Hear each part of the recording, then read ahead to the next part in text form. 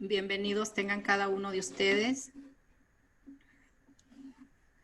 El día de ahora, a través del Hospital de Salud Mental de aquí de Tijuana, Baja California, estamos abordando el tema por ser la semana de la concienciación del trastorno del espectro autista. Vamos a empezar con la presentación. Soy la psicóloga Graciela Arana. Estoy actualmente trabajando en el área infantil, en consulta externa. Los temas que vamos a abordar el día de ahora: reflexión sobre la concienciación, antecedentes históricos, definición de acuerdo al CIE-11, criterios para un diagnóstico temprano, etiología, desarrollo y evolución, intervención, afectaciones desde los diferentes contextos de interacción y comorbilidad. Por ser la semana de concienciación en el tema de la condición del espectro, es un compromiso como profesionales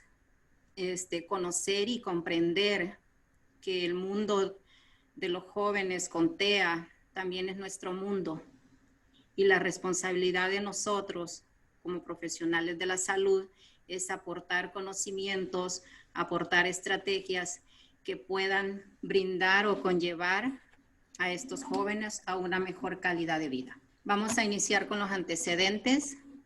Voy a tomar este teórico, hay muchos más, pero me voy a enfocar principalmente en él porque es uno de los pioneros y por ahí se dice el padre del autismo. Leo Kanner, psiquiatra austriaco, quien se da a la tarea de estudiar 11 casos, de los cuales en la mayoría de ellos se encuentra que una de las hipótesis o una de las bases primordiales por el cual se daba el trastorno del espectro era debido a este vínculo que las madres o los padres generaban hacia los hijos. Y de ahí sale el término de trastorno autista del contacto afectivo.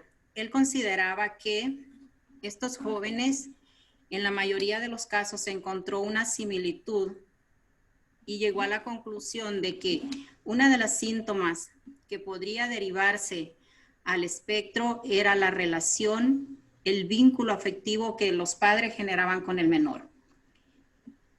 Algunas consideraciones que él tomaba en cuenta: él decía que dependiendo el contexto, la intervención que se le daba al niño en una temprana edad, era como se iba a ir obteniendo mayor habilidad en el lenguaje, en las interacciones sociales, en la parte sensorial y en las habilidades cognitivas, que como bien sabemos, las habilidades cognitivas nos conllevan a una serie de aprendizajes.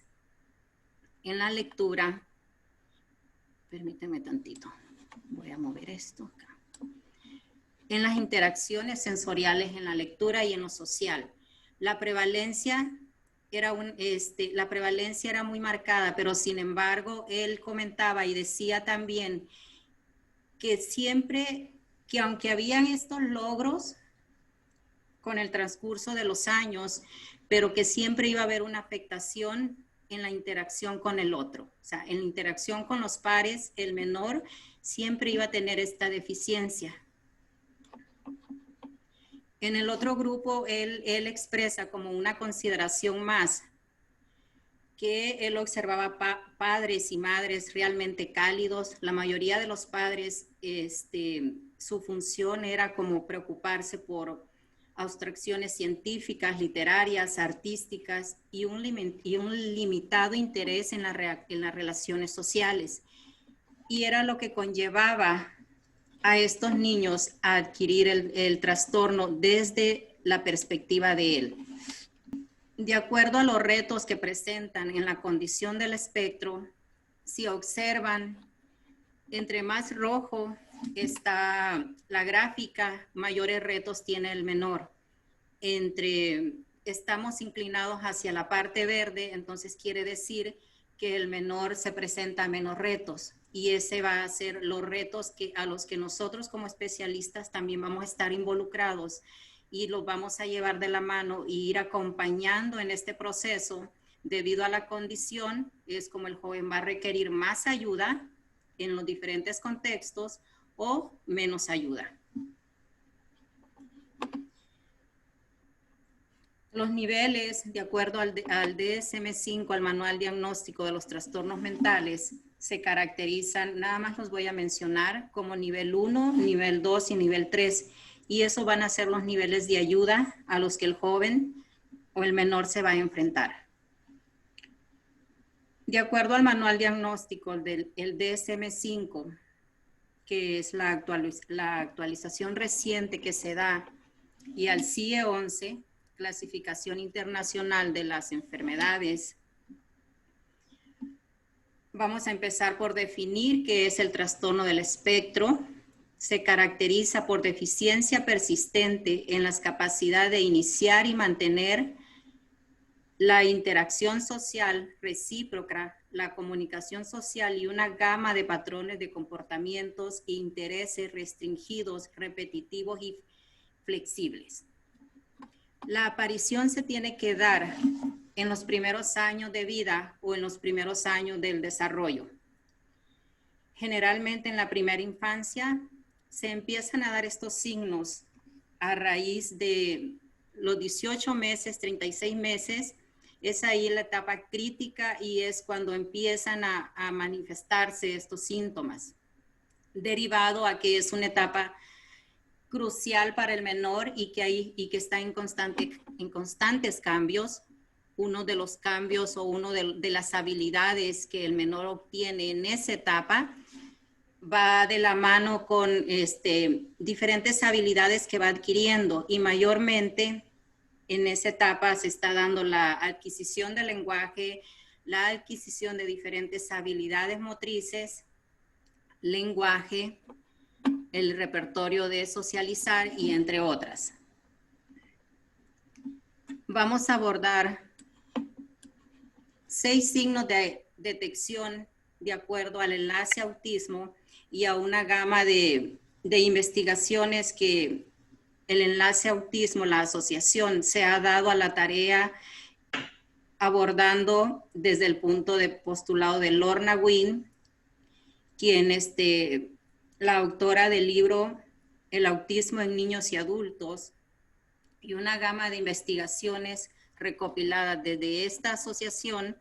Hay 6 signos de detección que tienen que ser o podrían ser focos de atención para los padres, para los profesionales, para todos aquellos cuidadores que en algún momento van a estar involucrados en el proceso del desarrollo.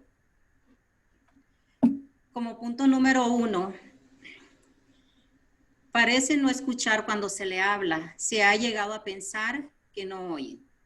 En algún punto los padres llegan a sospechar de que podría deberse a complicaciones auditivas, que el niño por lo regular reaccione de una manera que no escucha el mensaje, y debido a ello los padres generan una gran preocupación, y es el motivo por el cual deciden hacer estudios y se dan cuenta de que no hay alteraciones auditivas, simplemente es uno de los indicadores que pueden llevar a sospechas de un posible trastorno del espectro.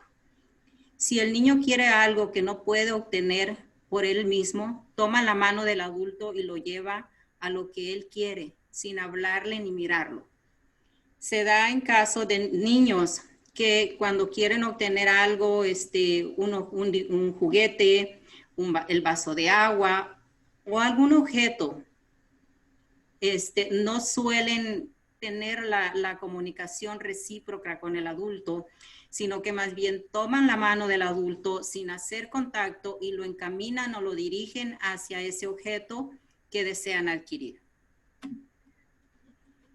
Comenzó a decir palabras, sin embargo, entre el 1 año y medio y 2 años deja de hacerlo. Hay niños que a muy temprana edad son muy hábiles, adquieren la habilidad del lenguaje, dicen frases o dicen palabras, y de repente se ve estancada o se ve un retroceso en el lenguaje o en la comunicación. Ese es una sospecha o un indicador de que algo está pasando y que no está dentro de la normatividad. Tiene movimientos estereotipados, mueve las manos, camina de un lado a otro, sube y baja escaleras, se balancea. Usualmente son niños que aletean mucho, bueno, así se les dice, aletean mucho, mueven las manos. Hay otros niños que suelen caminar de puntitas, suelen dar vueltas en círculo, suelen girar la cabeza, se balancean de un lado a otro como tipo mecedora. Entonces también es un indicador en el que se debe de poner atención. Hay juegos repetitivos, mecánicos, con poca variantes. No hay un juego como si, por ejemplo, los niños adoptan el rol. Si están jugando, no usan el objeto como un medio, sino que están jugando con él, pero prácticamente no están haciendo la actividad como tal, como la función que desarrolla el juego o el objeto, sino que se centran en algún punto en específico, pueden acostarse, se tiran al suelo y desde la superficie empiezan a ver el objeto, cómo gira una parte nada más del juego. Entonces es usual que a veces arman torres, hacen juegos muy repetitivos, el armar una y otra vez, obsesionarse con dichos juegos, arman la torre, la destruyen, la vuelven a armar y así pueden seguir esos mecanismos repetitivos por meses, por días y luego de repente cambian a otro tipo, a otro interés de juego. Pero si son muy repetitivos, entonces esto es otro indicador. No hay representación ni juego de roles. Usualmente un niño neurotípico o dentro de la norma, como decimos, el juego de roles es cuando la niña empieza a imitar a la enfermera y empieza a imitar al doctor y que ahora te voy a checar el corazón y cómo está latiendo y que esté enfermo. Entonces empieza a imitar estos roles. En el niño los superhéroes, de que ya juegan con las espadas, de que ya te sometí, etcétera. En este caso no está ese tipo de roles donde yo puedo imitar al otro y hacer la función del rol que corresponde. Carecen de estabilidad. Son bastante sensibles a los ruidos, llegando a taparse los oídos, a las texturas, buscando quitarse los zapatos o la ropa. Hay preferencias por algunas comidas, hay niños que tienen rechazo a ciertas comidas, son repetitivos en algún tipo de comida, por ejemplo, empiezan a comer el brócoli por mucho tiempo y de repente lo dejan y empiezan con otras preferencias o con otros gustos. En cuestión de los zapatos, a veces son niños que son hipersensibles a las texturas, a la etiqueta de la ropa, entonces a veces presentan ciertas reacciones alérgicas o simplemente no toleran ciertos materiales, ya sea de ropa, ya sea zapatos o cierto tipo de comidas. Los ruidos son bastante sensibles a los ruidos, hipersensibles se podría decir, les molesta mucho los ruidos altos. Son niños que generan un alto grado de estrés y ansiedad debido a todas esas alteraciones sensoriales. Ahora bien, otros indicadores, de acuerdo a la teoría de la mente, Ángel Rivera él nos dice que niños con TEA tienen la dificultad para entender el estado mental de las otras personas, pensar que sabe el otro, tener una creencia sobre sobre qué piensa el otro, perdón, y pensar y sentir cómo piensa la otra persona. Entonces, aquí se basa en la parte de que el niño tiene dificultad para poder leer o interpretar lo que la otra persona está pensando o está tratando de decir. Entonces, aquí más bien se basa en las áreas de las funciones ejecutivas, del análisis y de la interpretación. de todo el contenido que conlleva un contexto, que lleva una interpretación. Si el niño tiene una gran discapacidad a todos estos códigos, a todas estas interpretaciones, señales, entonces difícilmente va a poder entender o difícilmente se va a dar la parte de la empatía y la reciprocidad de este mismo canal de yo te envío el mensaje para que pueda ser decodificado y de esa manera poder tener una interacción con el otro. Las personas con autismo se desarrollan sin habilidades básicas para leer las intenciones de los demás. Por eso de ahí viene la parte de la hipótesis que dicen que los niños carecen de empatía. No es que carezcan de empatía, no es que no vivan las emociones.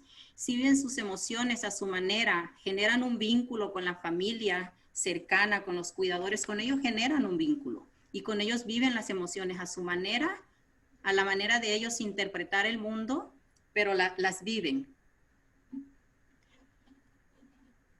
Los síntomas del autismo inicialmente percibidos por los padres son suficientemente claros como para que tomen conciencia de ellos.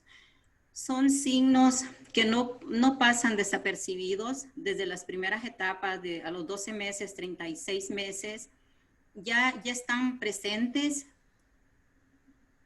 y son típicos como sordera aparente, que era lo que les comentaba anteriormente. Aparentemente no escucho la voz o no escucho al adulto, esta parte de falta de interés hacia el otro.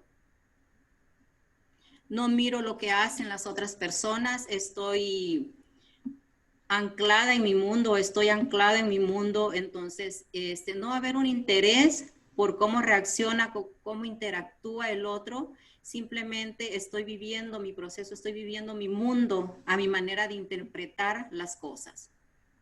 Hay juegos repetitivos, rituales, y volvemos a lo mismo, o sea, son estos rituales hay niños que son bastante obsesivos con respecto a temas como ver la caricatura Toy Story 1, 2, 3, 4, 5, y se pueden quedar horas frente a la televisión y no les genera ningún conflicto. Entonces, a veces pensamos, es que sí está aprendiendo, es que sí entiende, pero no, es simplemente debido a toda esta repetición constante que se ha dado en ver una y otra vez, se aprenden de una manera mecanizada lo que son los diálogos.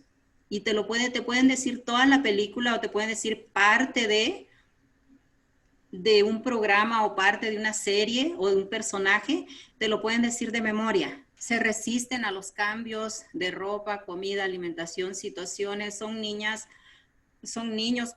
jóvenes, que son bastante hipersensibles a los cambios. Por allá está el libro de Leonard Wynn que nos dice que la manera en que se prepara al joven es desde anticipándose a los cambios, sino que desde días antes yo voy anticipándome para generar ese grado menor de ansiedad y no llevar al grado de generar agresividad, de generar violencia por la misma parte de irritabilidad a los cambios. Entonces yo voy preparando al joven, yo voy preparando al niño para estos pequeños cambios que se van dando. Un ejemplo, si el niño va a entrar a la escuela o si se va a ir a un parque o se va a ir a un lugar. Entonces yo con anticipación tengo que ir dando estas señales, tengo que ir haciendo cambios y preparándolo para que cuando se dé la situación o para que cuando se viva el momento, no genere tanto estrés y tanta frustración y pueda ser más adaptable a los cambios. Y así lo voy preparando una y otra vez hasta que va a llegar un punto en que el joven se va a ir adaptando acorde a sus capacidades.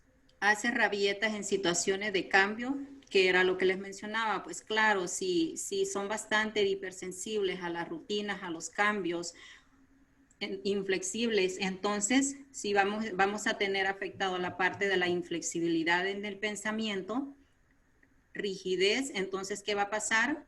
Pequeños cambios van a generar para ellos un caos. Carecen de lenguaje o si lo tienen lo emplean de forma ecolálica o poco funcional. que es de forma ecolálica o poco funcional. Tengo un pacientito de que en lugar de que él me diga, mi mamá me está esperando allá afuera, él me dice, mamá tú.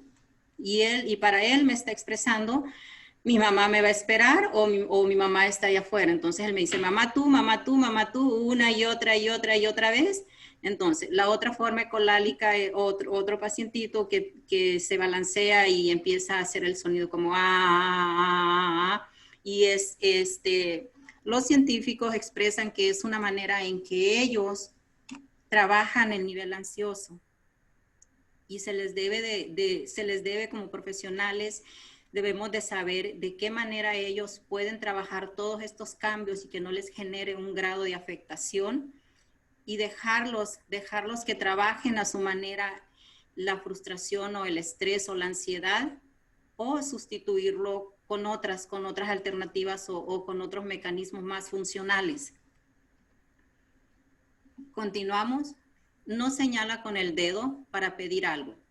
Entonces, volvemos a lo mismo, o sea, son niños que por lo regular se quedan callados, por lo regular son bastante inexpresivos y usan al otro como un medio para obtener una necesidad básica. O sea, yo agarro de la mano a mamá y a papá y me lo llevo para decirle que me dé eso que necesito. Frecuentemente son personas, niños, que se les dificulta identificar los códigos sociales. O sea, hay niños que lo dicen de manera mecanizada porque papá ya le inculcó, porque papá está preocupado porque atienda los códigos sociales o está en este proceso de aprendizaje. Entonces, di buenos días, di buenas tardes, di con permiso. Entonces, son niños que a veces no entienden lo que están diciendo, no entienden lo que a veces se les está pidiendo, pero ellos de una manera mecanizada lo dicen, porque eso es lo que los padres les están pidiendo y se está dando de una manera automatizada. Pide cosas, situaciones o acciones llevando de la mano al otro. Bueno, ya lo vimos ese. No suele ser él quien inicia la interacción con el adulto. No hay una interacción recíproca. En la parte del lenguaje, él puede quedarse horas sentado o frente a un adulto o frente a un niño de su edad y no va a interactuar, no va a iniciar una conversación porque no hay ese nivel de análisis de la comprensión y de la decodificación. O sea, no se encuentran a ese plano, a ese nivel del poder analizar, del poder reflexionar, de que la comunicación es un medio para yo poder tener la interacción con el otro y poder cambiar puntos de vista. Aquí esta parte está afectada. Dice que para comunicarse con él hay que brincar un muro. ¿Por qué? ¿Por qué nos dice que hay que brincar un muro o saltar un muro? Porque es como, si yo quiero hacer contacto con el niño, yo tengo que primero ponerme a nivel de él, a la altura del niño, tocarle la cara, o sea, tocarle la cara y hacer que haga contacto visual. Y de esa manera voy trabajando esta parte del contacto y voy dándole indicaciones bien claras. O sea, vamos a suponer que le quiero, que le quiero dar una indicación, entonces yo primero para poderle dar esa indicación y para ver si el niño realmente está entendiendo a su capacidad, yo tengo que hacer contacto y para eso tengo que tocar la cara, tengo que asegurarme de que él me está observando a los ojos. Y una vez que él me observa a los ojos, le doy las indicaciones que le tengo que dar. Y tengo que ser clara y muy concisa, no puedo generar este nivel de lenguaje, o sea, quiero que me traigas, no sé, la pelota. No, se me va a petrificar y ya con dificultad hizo contacto conmigo, entonces para que el mensaje llegue o para que el mensaje se dé, va a estar crítico.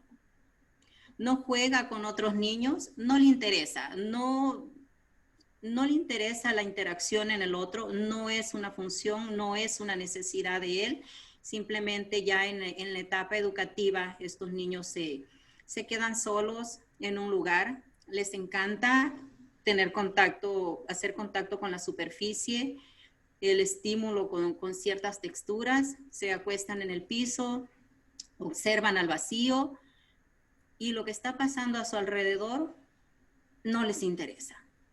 Hay niños que se llegan hasta a irritar debido a que hay otros niños que los obligan o hay otros niños que invaden el espacio privado de él, entonces se llegan a irritar porque ellos quieren estar en su espacio. No realizan juegos de ficción, acción, episodios, etcétera, como esta parte que les mencionaba, o sea, el juego de los superhéroes, de que ya estoy jugando a las luchitas, de que ya te gané. O sea, para ellos esta parte del juego, de episodios, de situaciones, de juegos simbólicos, no está presente. Okay, ahora vamos al desarrollo y curso. Los síntomas se conocen normalmente durante el segundo año de vida, que estamos hablando entre los 12 y 24 meses de edad. Podríamos irnos hasta los 36, que sería hasta los 3 meses. Puede observar ante los 12 meses si hay un retraso del desarrollo grave. Aquí en este punto, dependiendo la condición, dependiendo el nivel de ayuda que el joven o la niña o el niño necesita, es cómo se va a ver los signos más marcados o menos marcados. Si ya empezamos a observar que los signos están bastante identificados, un niño que no se mueve por completo por horas, un niño que el contacto visual es nulo, entonces podríamos posiblemente estar hablando de un coeficiente intelectual bajo dentro de la norma. Por lo regular, los chicos con este trastorno, en su mayoría, hay una discapacidad, hay un CI o un coeficiente intelectual bajo. Los síntomas se hacen más evidentes en los primeros años. A lo mejor un joven o un niño que tiene rasgos leves, como nivel de ayuda menor, pueden pasar enmascarados esos síntomas o desapercibidos, argumentando que los padres en algún momento asumen y dicen, ay, así era su papá, luego se le va a quitar. Entonces, el punto es, se hacen más evidentes cuando ya llegan a la etapa preescolar, que quiere decir que ahí, como ya hay otros cuidadores, como ya hay otras personas involucradas en el proceso de adquisición de algunas habilidades, entonces ahí son más notables, más notorias. Entonces ahí viene la parte de la maestra, empieza a comunicar y empieza a decir, oye, mamá, ¿te has dado cuenta que tu hijo presenta ciertas conductas? Entonces ya es como una llamada de atención más hacia los padres, que ya no nada más es la visión de los padres, sí, y ya no lo pueden justificar o enmascarar con que así era su papá, o así era yo, o así eran sus abuelos. Intervención oportuna. Mientras más temprano se dé la detección en las alteraciones, tanto como comunicativas, la interacción social y los comportamientos de conducta, mayor probabilidad de actuar de un pronóstico más asertivo y poder ayudar al niño a que lleve tanto al niño como a la familia una mejor calidad de vida. Entre más temprana se da la intervención, entre más temprano se identifiquen todos estos signos de alerta, se va a dar una mayor intervención, una mejor calidad en el tratamiento y van a haber menos retos o se van a poder lograr más habilidades y va a haber un menor deterioro. ¿Existe cura? Como muchos padres en ocasiones desesperadas, y hay personas que se aprovechan de esta parte de desespero, de esta parte del duelo, de la pérdida o de la desesperanza que están viviendo los padres, y llegan personas a hacer falsas promesas, a que decir, se te va a quitar, tómate este medicamento. Y no pasa así, con el espectro no es así, es un trastorno del neurodesarrollo. Como tal, tiene que ser tratado, no es una enfermedad que vas a la farmacia, te compras un medicamento como una gripa, como una temperatura, y te tomas el medicamento y va a desaparecer, no. Entonces se tiene que ser muy honesto y muy transparente en esta parte cuando se psicoeduca a los padres, cuando se les da la orientación para que los padres puedan estar conscientes de lo que representa una condición y todo lo que va a implicar en la familia.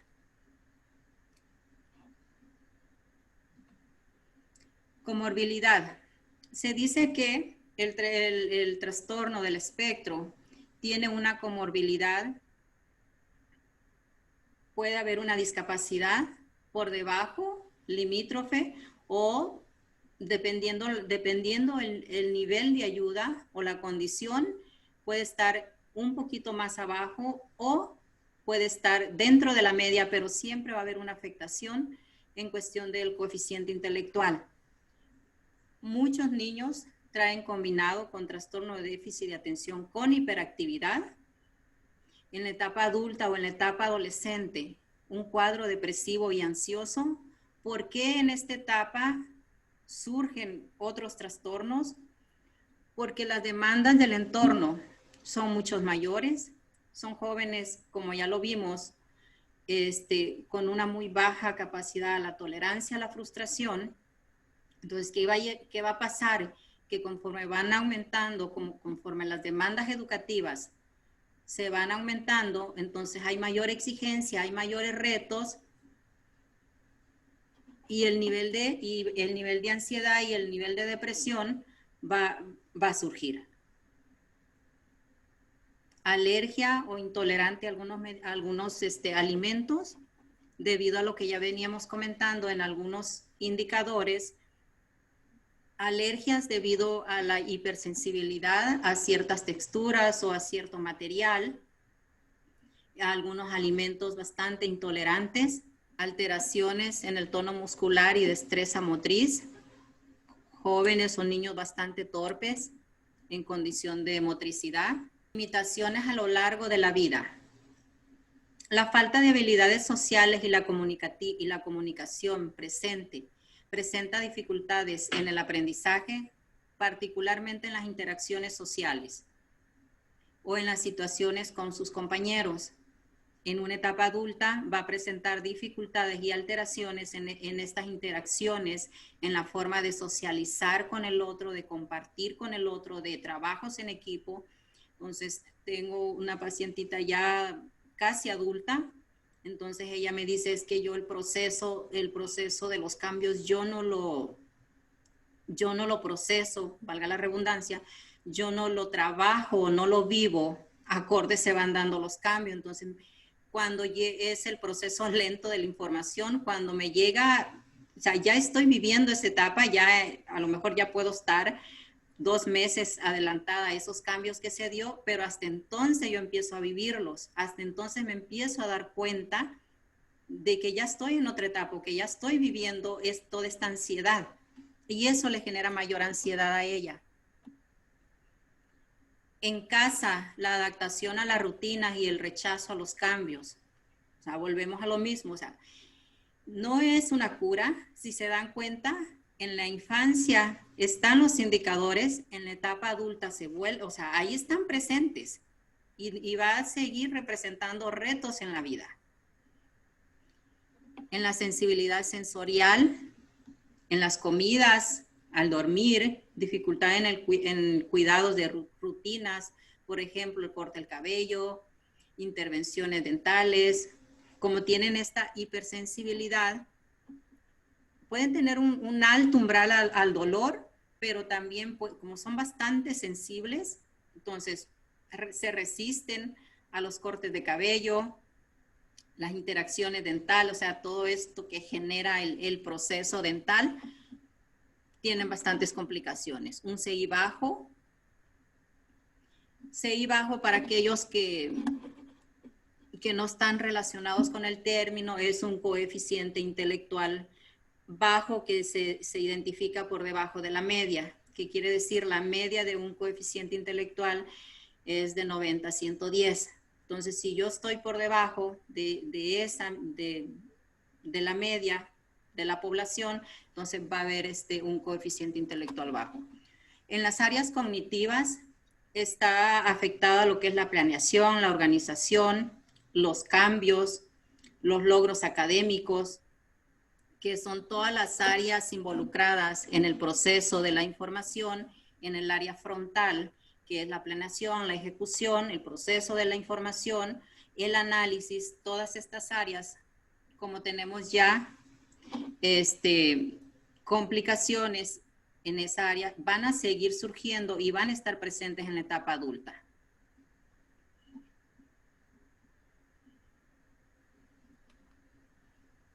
Etiología o factores genéticos. Se dice que padres con una edad avanzada pueden generar un mayor riesgo de tener hijos con un trastorno autista. Un parto complicado en la madre o un embarazo complicado de alto estrés emocional o un nivel de violencia en todos los contextos de violencia, puede ser que haya una mayor prevalencia. La genética, padres de familias con algún rasgo o con alguna patología son propensos a tener hijos con autismo, o hermanos con herencia genética también. Si yo ya tengo un hermano en la familia, hay una alta probabilidad que el que llegue posiblemente traiga bastante rasgos o bastante prevalencia. De gemelos también se presenta en mayor porcentaje en niños. 4 de niños, una niña puede salir con autismo. Aquí están las referencias de donde se saca toda la información. Ahora sí, vamos a pasar a aclaración de dudas, preguntas. Adelante, estoy a sus órdenes.